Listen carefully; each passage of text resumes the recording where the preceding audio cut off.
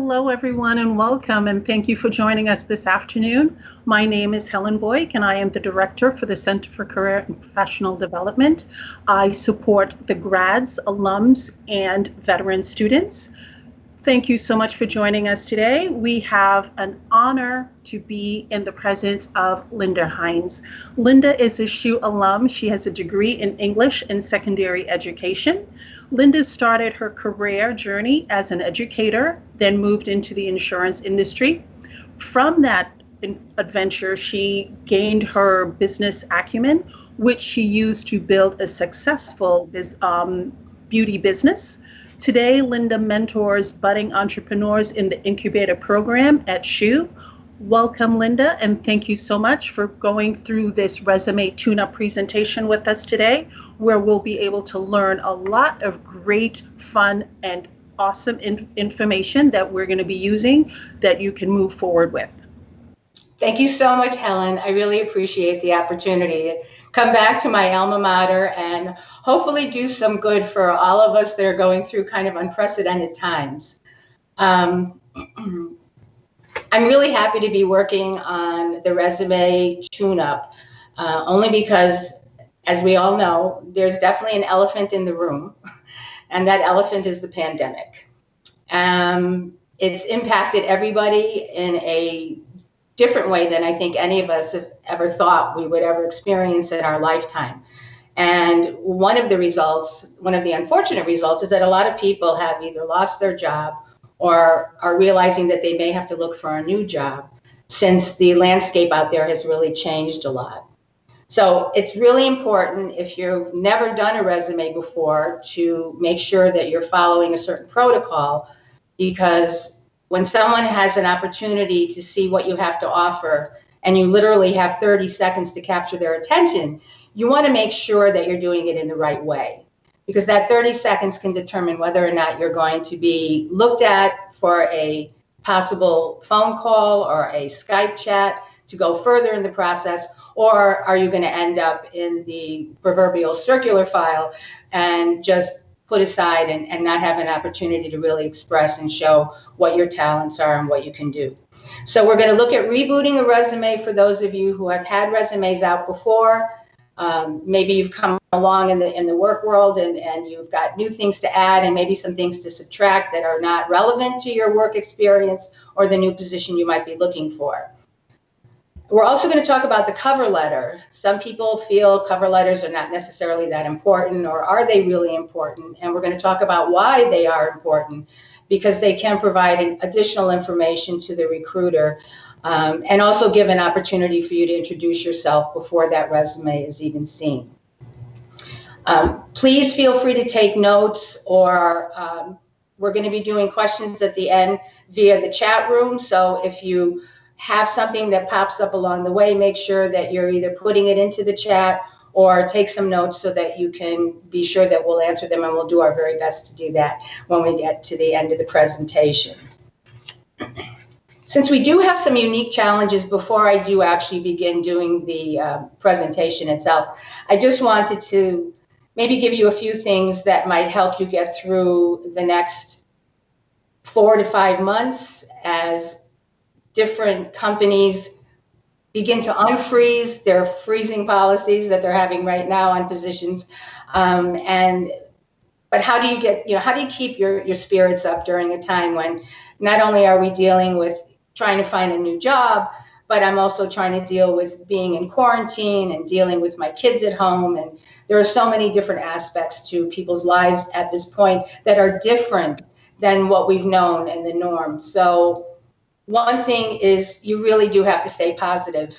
I know that sounds like, a very easy thing to do. Oh, just think positively. But it takes work, because everybody experiences that fear of the unknown. And I think that's the biggest challenge that we've all had during the pandemic, is the fear of the unknown. We don't know how to navigate this new world. So we have to make sure that we're spending every day finding and being grateful for what we have and staying positive in our pursuit for a new job.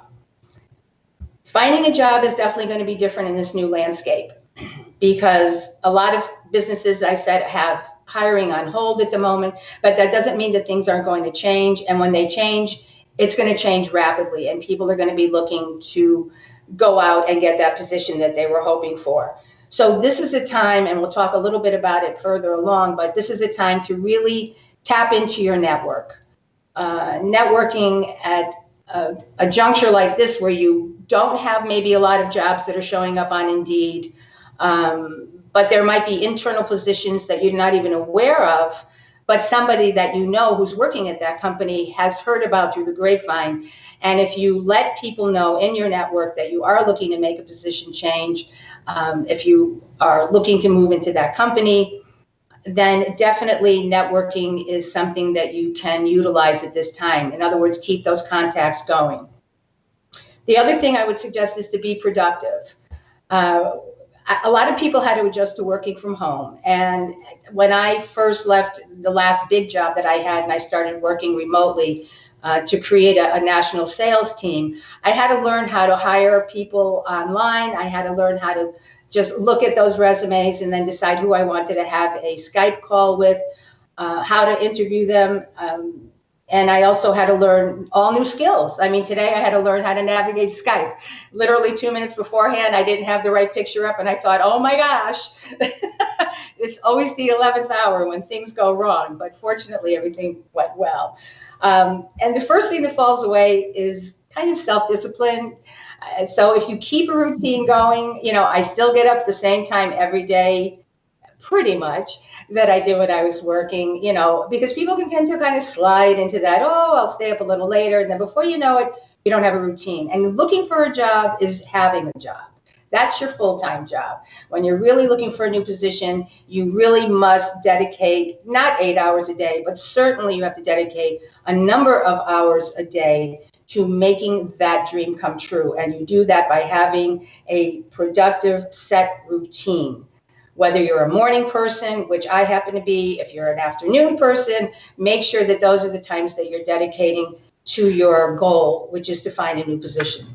And the other thing that you should consider beforehand too is how to adjust to online interviews. Since no one is interviewing in person at the present time, and if you're not comfortable in front of a camera, or you haven't done a lot of chatting, or you don't like the way you look when you're online, then you really have to find some ways to be able to accommodate that. And I know in my experience, every sales position that I ever held, when you went through sales training, the first thing, or not the first thing, but in the middle of all of the training that we would be doing, at one point we all knew that there would be a video of us going through a presentation. And it's nerve-wracking, and you can think of a million things afterwards that you wanted to say, that you didn't say during the video, but it gets you comfortable in front of the camera. And it's really important to be able to see how you perform, how you look, before you get on and do a big interview. Because if that resume takes you to the next level, which is, hey, let's do a Skype interview, you want to make sure that you really can present yourself in the very best manner. It's a lot easier to, get the warm fuzzies when you're in person, but how do you get that across when you're doing an interview online? And we are going to be discussing that in another workshop next month about interviewing.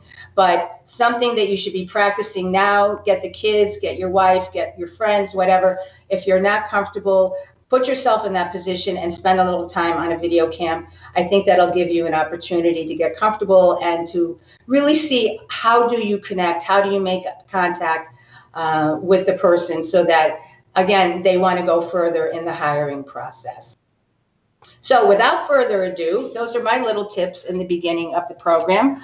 I'd like to ask Unal to please begin the presentation so that we can go through and see exactly how you can tune up your resume so that you get an opportunity to get the job of your dreams. Now, as you see, the overview is going to be resume cover letter. As I pointed out, the resume cover letter is just as important to have that cover letter as the resume. And again, we'll go into that in a later screen. The 30 seconds is all you get. I love the cartoon because I one time had a sales conference I was at, and they always go around the room and say, well, tell us a little bit about what you would like, or tell us a little bit about yourself. And so the first person stood up and they gave a pretty lengthy explanation.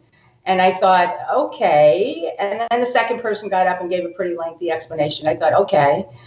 So by the time it got to me, I was like, probably said more than I needed to or should have. But I thought I was following the trend in the room. And then I realized afterwards that I probably didn't need to speak as much because it was pointed out to me. They were like, you could have cut that down. And I thought, oh, here I was following the trend. So be very careful when you're doing a resume. A resume is not your autobiography or your life story. So really, the 30 seconds is how much time does a recruiter take when they're glancing through a number of resumes that are popping up on their screen. And trust me, if they have a lot of them, if you don't capture them in that first 30 seconds, that resume is going to be moving on to the next pile. So obviously, there are certain key elements that go into that make it easy for a recruiter to see that resume and say, you know what, I want to contact that person. Next, please.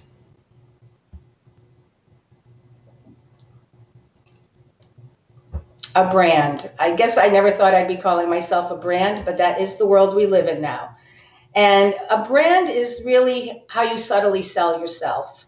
What do you offer? What do you bring that the next person does not bring to your job, to your position, to this company, to their culture? So your brand is going to be really consisting of your personal and your professional attributes. And you can see here on the bullet points that there's, well, again, we have these cute little cartoons, which I love, but I thought that was great when I read that, especially for any of you that have gone to any networking or even just a regular party. And a personal brand is what people say about you when you leave the room. And, it's how people feel about you that they remember most. Now, that's hard to convey in a resume, but you can use certain words in your resume that are really going to convey who you are at the core of your person. If you want them to remember you in a good way, then you're going to want to use words that are going to be active, not passive. Positivity is going to count. Clean, aware ways to present yourself are going to be remembered. Certain people love stories. If there's a way that you can incorporate something that you did in just a couple of phrases that give a personalization, and we'll talk a little bit about that as we go along as well. So here you see your brand consists of a number of things.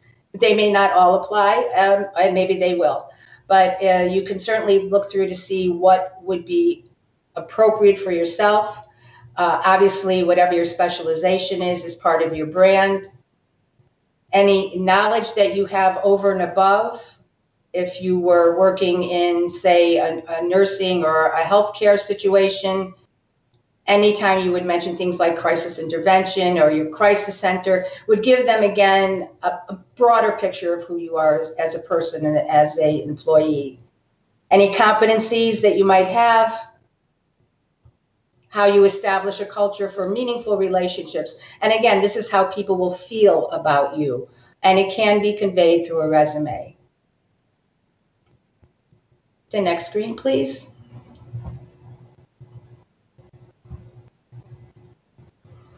Now, this is pretty cut and dried. A lot of times people try to get creative. They think, oh, I'll do something a little different, and that'll capture the attention of the recruiter. Okay, back to resume format. See, glitches and everything. It's my first time, so everybody please be very, very kind. All right, resume format. You're going to start with your 12-point font, written in stone. So please do not go to a 20-point font and a 16-point thinking that you're going to catch their eye. It's not going to work that way. So you really want to keep this clean, easy to read, easy to access your information from. One page is great, but if you have a career, if you've been working in the workforce for maybe 15 years or 20 years, you obviously are going to have more than one job to put on there. You can go to 2, but there are ways to tighten it up so that it doesn't get to be too lengthy. But ideally, 1 page. The layout here is reverse chronological order. This is how we do it in the United States. They may do it differently if you're from another country. But in order to make sense to the recruiter who's going to look at your resume, make sure you're doing it in the way that they're used to seeing. So whatever your latest job is would be at the top of the list, and the oldest job that you had would be at the bottom. When you talk about your current position, make sure that you're using the present tense. And when you talk about your former positions, use the past tense. That might sound logical, but sometimes we get caught up in writing phrases and forget to switch back and forth depending on what we're talking about. And if you want to do something, since you can't play around with the font size, you can definitely do either something in bold or underline if you want to emphasize. But watch your alignment, which is very important. As you'll notice there, that one is off the grid. It's not close to the bullet, and it needs to be close to the bullet. So if you're going to set them all up left-hand margin down, be consistent. Be consistent. Too much and too little white space. What does that mean? That means if you are jamming in too many things, that you might need to pull a few things out, and we'll talk about where you can take something out of your resume in order to condense it. And if you're new to the job market, you don't have a lot to say, then there are ways to add in a few things that will tighten up the white space so that it doesn't look quite as obvious. And the personal pronouns, I truly believe in any writing situation that we really need to avoid words like I, me, and mine. Be a little more creative in how you approach the phrases that you're using. You can talk about it in a more active way. You don't always have to make yourself the subject of everything. And again, it gets redundant and it does not show you off in the best possible manner. And a huge, huge point, please make sure somebody else looks at it. Don't ignore grammar and punctuation. It doesn't go out the window just because you're doing phrases rather than full sentences or full paragraphs necessarily, but you do want to make sure that if you need a semicolon, it's a semicolon. If it's a comma, use a comma. Don't just write a big run-on phrase. Next one, please. Resume content. These are the sections you can include. Now, before we get to that, this is absolutely my favorite little cartoon here. If you take a look at it, you can see that he looks way too gleeful for me, sitting behind his desk and telling the potential employee that it's made entirely out of rejected resumes. So that, unfortunately, is what happens when somebody either is not impressed with your resume from the first 30 seconds of reading it. It ends up exactly where he put his, making a whole desk. So that's a lot of resumes that are looked at during the day, and obviously a lot of resumes that are rejected. Okay. Resume content, I'm not going to go through all of them, but you can see, obviously, the most important is at the top. It may seem that, you would understand this to be important, but a lot of people don't put it at the very top. First thing, when we start reading, obviously we read from the top down. Make sure your contact information is not only clear, but concise. So you want your name at the top. You want a professional email at the top. Probably this should be centered on the page at the top. You want a phone number that has a professional sounding message. And really, that's all you need. If you need to fill things out because you don't have that much for your resume, you can always include your address, but that's not a necessity. But definitely you want your name first. You want your email address, professional, not the one that you got like 10 years ago when everybody had the crazy names. And you want to make sure that you have a phone number that goes to a professional sounding message in case they do call you. And then you have an option to just put a little summary or profile. In the past, they used to have it where you could write down what your objective is or what type of job you wanted to get. And that's really kind of fallen by the wayside. So that's why a summary or profile is optional at this juncture. And again, doing a cover letter also kind of preempts that. You can put some information in that cover letter rather than doing the summary and profile at the top of your resume. However, if you're new to the business world, you don't have a lot of experience, The more things that you need to fill in that one page, that would be an option for you there to put in a summary or profile of yourself and your skills or your experience, to kind of flesh out for a new recruit looking to get a job. Resume, you can include the education and study that you had, any licenses that you have that are current, certainly any skills, any areas of expertise, and so on and so forth. Community engagement. So all of that will be in the content of the resume. And next screen, please. Okay, and this is the contact information that I just mentioned. This is extremely important.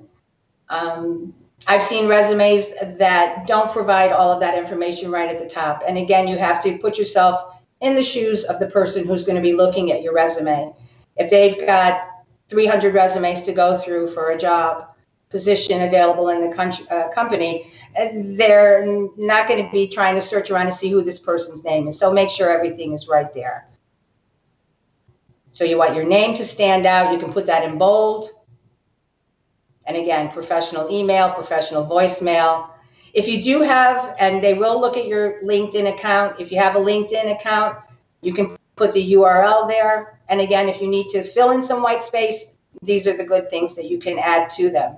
If you have a website or a portfolio, you can certainly include that in the contact information as well. Next, please.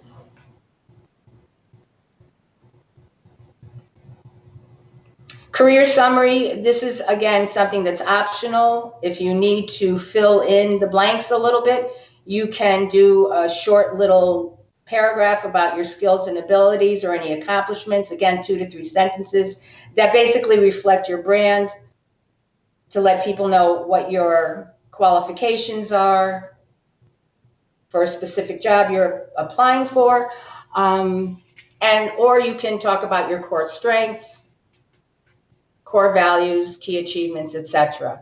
Again, if you have a lot of experience and you have a resume that's, spilling over into 2 pages, you may not need to do this. This will become more indicated when they're reading the resume. It'll be filling in the blanks. If you don't and you want to sell yourself a little bit more, this is a great way to do it. Okay, then of course mention your education. Again, do the reverse chronological order. Most recent first. Mention if you have GPA of 3.5 or you made Dean's List, and certainly for recent grads, and certainly any study abroad for recent grads. And then if you hold any certifications or licenses, definitely you want to mention that in that section. Your most recent license, again, and then if they're applicable, you can put license numbers, expiration dates, etc. Next one, please. Skills and areas of expertise. These are things that they're going to look for. If you're in the technical world, the tech world, any tech languages that you speak, any coding or programming, definitely you want to mention that. Again, spoken languages, very important. You might be applying to an international company. That company might have different divisions all over the world. One way for you to take advantage of that is to let them know that, you also speak French and you speak Russian or you speak Chinese, probably not so much Chinese these days, but certainly in the past, that was a big advantage because so much business was going on internationally. And then certainly in the medical field as well. Next, please. And this shows you 2 different ways that you can do professional experience in clinical. You see one is written with the dates written out in numerical. Again, be consistent, be consistent, be consistent. That's the key to a good resume. You don't want to be jumping all over, using one format and then switching off to another. And then the other one, which is perfectly fine, you could just put March 2016 to present, but then follow through and make sure you're doing it in a uniform manner. Next, please. Experience. Okay. Experience. Again, staying in the same format, reverse chronological order, use the bullet format, action verbs. So you want to do things like, started began, instituted, those types of words to talk about what things you accomplished on your job. If you do have accomplishments, you want to make sure that they can be qualified or quantified, and I'll explain that in a few minutes because I have some additionals to add to this. Certainly any cultural experiences. Industry buzzwords are really important. Make sure that those are included in there. If you're not familiar with or don't only know a few, you want to know what is the industry, or maybe you're looking to go into a slightly different industry, you can always go online and plug in the industry, find out what the buzzwords are, and then make sure you find a way to incorporate those into your resume. And any transferable skills are really important. Corporations are living, breathing entities, and they are always looking for people that are resilient and can handle things over and above maybe their basic job description. So if you have anything that you think would bring more to the table in terms of transferable skills, then this is the time to mention them. And don't use the old style was using words like responsible for or duties included. That is by the wayside. So if you have an old resume, make sure that you're changing that language so that it does not use those words to describe what you've done. And be very careful that if you're going to put a job description in, that you don't copy and paste it, because it may have a different sound or feel to the way that you write. And when that happens, it's going to be obvious. So don't just Google search something and pop it in. Make sure that you are, make sure that you're putting it into your own words. It's good to look it up. I always say you don't have to reinvent the wheel, but make sure you take that information, put it into your own words so it sounds like you and not something that you just copy and pasted from Google. Okay, before we move forward, I just have a few things that I want to add to this particular section of the presentation. We're talking about putting compelling information, content into there. And how do you do that? If your information is relevant to your career, make sure that it's included. And if it's not, consider being brief in the irrelevant areas of your resume. You might have a job along the way that really is not important, but it was part of your past. You do want to put it in there, but it may not be something that shows that, it's necessarily related to the job that you're looking for now. So you can put in information, but make sure that you just kind of don't spend too much time on it. Make sure that you're providing your information in short phrases and not full sentences. And then ask yourself, does the content focus on my responsibilities and my accomplishments? Because that's what you do want to show, as we said here. Does each entry include an easy to understand job title? You may think that it's self-explanatory, but if it's not, make sure that it makes sense. And if the job is not obvious, does the entry include 3 to 5 responsibilities, tasks, special projects, or accomplishments to describe the job itself? Are numbers, data, dollar amounts, or percentages used to quantify the job duties and results, if that's applicable? So you can talk about how something that you did, maybe you found a way to save the company money or time by just changing a few elements of your workday that they were able to then put into practice. And do the skills and keywords that you are using have a high match rate to the most frequently desired skills by the employer? So, make sure that you are scouring the internet, looking at their website, getting very comfortable and familiar with the companies that you are applying to, just to make sure that what you are saying in your resume matches what that job really is looking for. Now, these are just some, I think, features that you can incorporate into your resume. Communication skills. Communication skills are really important because speaking to the IT guys can be very different than speaking with HR. So if you have a good ability to communicate, it's the #1 factor for career progression. So for instance, you can put into the resume, I joined Toastmasters 2 years ago, and I'm currently working towards an advanced speaker certification. So that indicates to the company that you are looking to improve yourself, to improve your communication skills, which makes you a much more versatile employee to them. You want to show openness in your resume. Now, what that means is openness to new ideas, new processes, new people, and so on. Corporations are ever-changing entities, and your ability to change is crucial. And I would say probably at no other time than right now is it more important than that, because the situation we're in with the pandemic, corporations are rethinking every single aspect of their business, from who's important to who's not, where they're going in the future, how their offices are going to look, how many people are going to be working from home. So all of those things mean that employees are going to have to be very, very versatile. And if you can express that and demonstrate how you've adapted in the past in other positions, then that's just going to give them an idea that you are a person who can then be flexible in their corporation.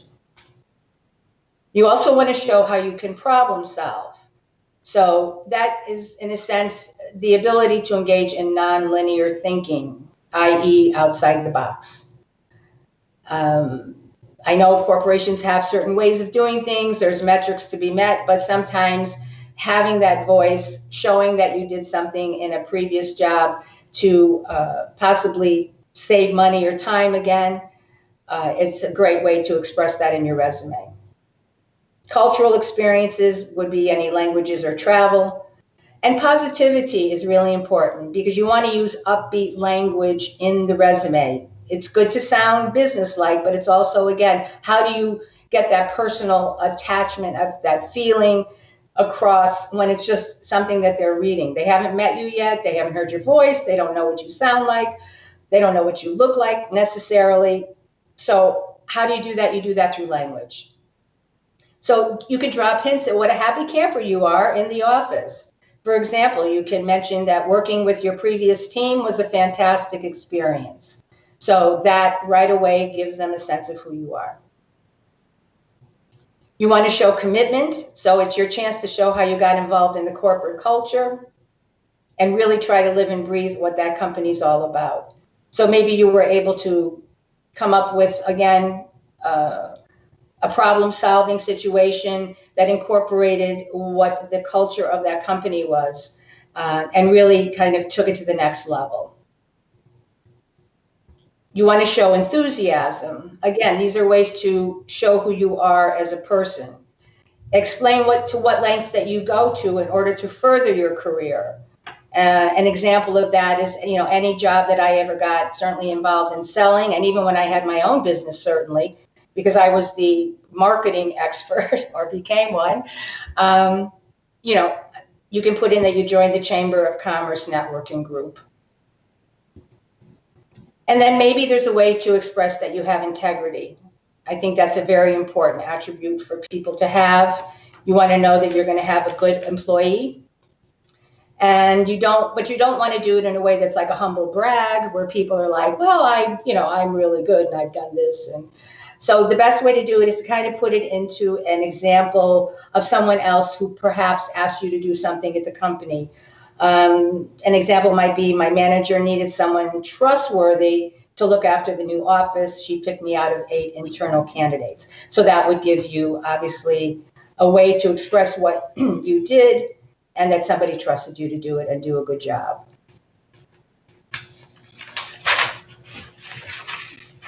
And you want to show team spirit because corporations do like team spirit. And you can perhaps talk about, in that respect, that and I actually did this when I was working in a corporation. We organized a softball competition to bring executives and junior staffers together, to create a sense of belonging.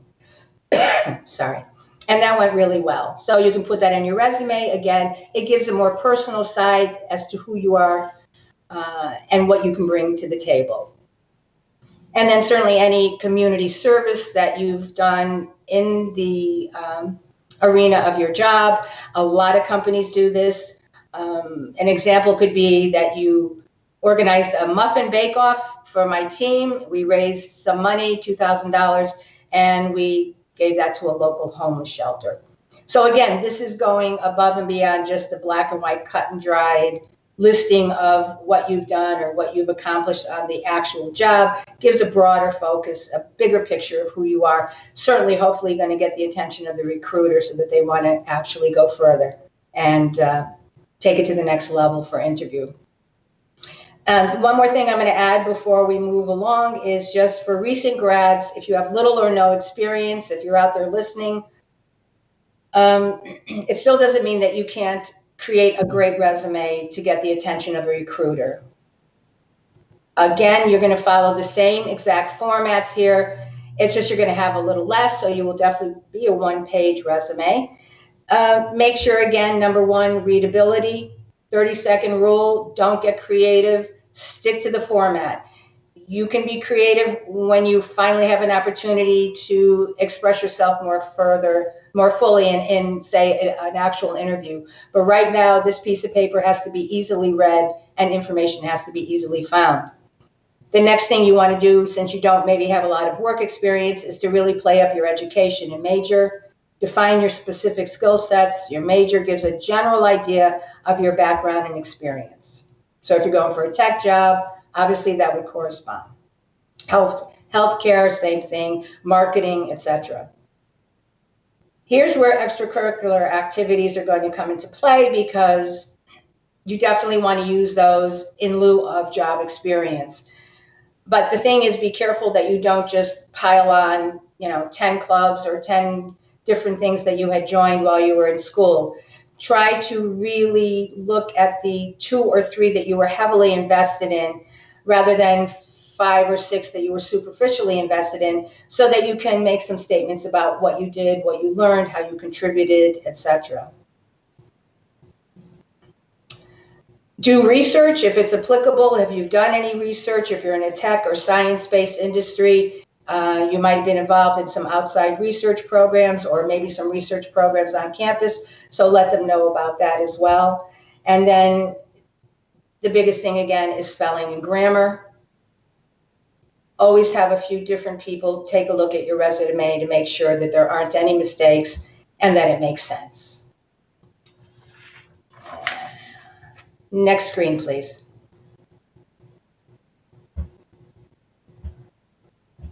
And here's some industry buzzwords. So again, as I said, if you need to incorporate them as you do into your resume, you can always just look them up online and make sure you incorporate some of them into the body of the resume. Healthcare, certain words will pop out. Proactivity, critical thinking, dependability, etc. Finance, fintech, I love these, fintech, regtech, bank tech, tech, gamma hedging, I have no idea what that is. But again, these are the buzzwords that you would be using in the resume. Next one, please.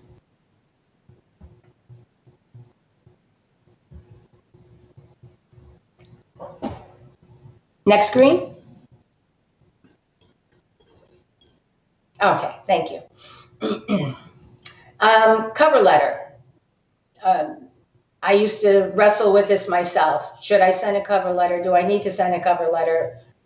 Yes. The answer is yes, yes, and double yes. So don't ignore it. It does not have to be a long epistle. We are talking about something short and sweet because, again, you don't have a lot of time in front of the recruiter. So these are different types of cover letters that you can use depending on what's bringing you to this job position. If you're applying for a specific job, obviously you want to put that in the cover letter to let them know this is the job that I am applying for. But maybe there's not a job available, but you have a company in mind that you would like to approach. So then you would do more of a prospecting letter, inquiring, as it says, about possible job opportunities and maybe filling in the blanks a little bit about what you could bring to the table in the future should a position open up, and you would include that with your resume. If you met somebody or know somebody who works in the company, and we had talked about the importance of networking, especially at this time with so many companies not really doing active hiring. But if you did speak to somebody, and I have a nephew who's a SHU graduate, he's just about 30 years old now. Every job that he has gotten, and he's been in marketing, has been through networking, through SHU graduates that he knew along the way, which I'm really happy and pleased to see that he was able to do that. So networking is very important. And unfortunately, there we go. And then the video, if you're going to send a video cover letter, make sure that you send the URL to the company so that they can access it. Next one, please. And then there's your format. There's your format. 4 basic paragraphs, keep it simple. Make sure, again, that you're checking all your grammar and punctuation and spelling. But do a little intro, list your qualifications. Ask for the interview. If you don't ask, you don't get. That's the world we always live in. So make sure you're asking for the interview, restate your interest, thank the employer for taking the time to read it or watch your video, and then in the closing, provide your contact info. And very importantly, make sure it's dates and times that you can be contacted. You might be working, you might be busy with the kids, there might be things going on during the day. You don't want to have the recruiter reach out to you and you're not able to take that call or take that video chat. So if you know that your time is restricted, and even if not, it gives them a good idea of when they can reach you, and it makes it a lot easier for the recruiter to get to you, which ultimately is the goal of a good resume. Next, please. And there we are. So that concludes the presentation portion of our workshop.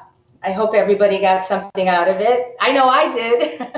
It's like I'm always learning. I always say if I go to a meeting or I go to an event and I walk away with one nugget, I know that's trite, but it's true. If you walk away with 1 or 2 good nuggets of something that can help you out, then it's been worthwhile. So I hope you found this presentation worthwhile. Please, if you have questions, you can send them over in our chat box, and I and Helen will do our very best to answer them for you. And if somebody has a question that I can't answer, or I'm happy to get back to you, privately or at another time. So thank you again for this great opportunity. I really enjoyed myself. Great. Thank you so much, Linda, for doing this awesome presentation. Hope you all were able to get something out of this. We do have a question in the chat box, and the question is there a certain site to look for buzzwords? I'll take that question. Yes, there is. It's this awesome site that was invented called Google. All you're going to be doing is you're going to go to Google and you are going to type in industry buzzwords for, let's say, healthcare or nursing or engineering. So whatever field it is that you're in, you're just going to do a search for industry buzzwords. You're going to get lists and lists and lists of them. As you go through those, you look at what your expertise are, and you're going to refine it so that it aligns with what employers are stating that they're looking for within that specific industry, so that you can be most marketable for the job that you're going for. So that was pretty easy. There's also one other question that came about is on your resume, is it better to position yourself as a generalist or as a specialist? Linda, can you take that one for me? Yes, of course, absolutely. Yeah, that's a good point, because some people think, gee, I've got a lot of different information or different jobs, and I wonder if maybe I should put more of that there, or what do I do? What you will find that these days employers are hiring people for very specific jobs. So each job comes with its own duties, its own responsibilities, and an employer needs to know that you are qualified to do the specific job properly. Some jobs, they kind of need people who are generalists, such as a general laborer or a handyman. But most jobs are best suited to workers that are specifically trained. And I think nowadays, even more so than before. And they want to make sure you have the necessary credentials. So definitely make sure that you are addressing a specific job when you are working on the resume. Wonderful. Thank you all so much for joining us today. We've had a wonderful time. I look forward to you guys joining us on August 5th at noon for our interview portion of it, which I will be running for you guys. So have a wonderful time. Enjoy the rest of your week and see you again soon. Take care, everyone. Bye.